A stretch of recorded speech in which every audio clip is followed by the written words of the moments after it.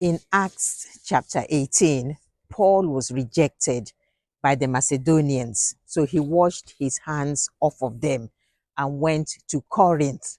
Now let's look at a background of Corinth. At the time, Corinth was the sin city of the world.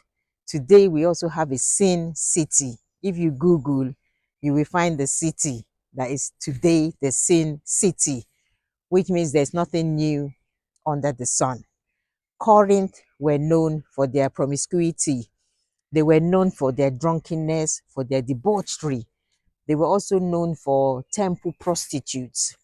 Uh, People had sex in the temple, but to them, sex was an act of worship.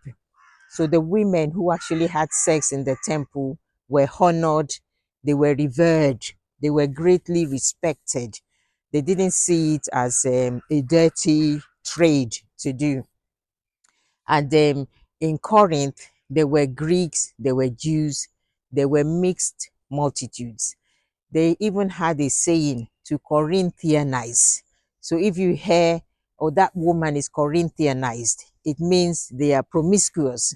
That man is Corinthianized, it means he's promiscuous. He engages in lewd activities. So when Paul went to Corinth in a vision, God told him that he should not be afraid and he should preach because he has many people in this city. So you see, except God builds a house, the laborer toils in vain. We can also see in the Bible where it talks about Lydia. God had prepared her heart to listen to Paul.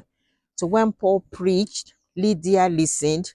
She believed, she received Jesus, she baptized, and she opened up her house for a home church. So me and you, we cannot boast that we came to Jesus with our own strength, with our own minds, our own intellect. God had to prepare us to receive. So God had already prepared our hearts. He had put a fertile ground in there.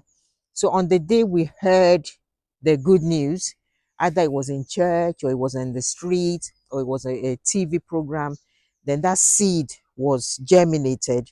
But because our heart was already prepared by God, we now came to Christ.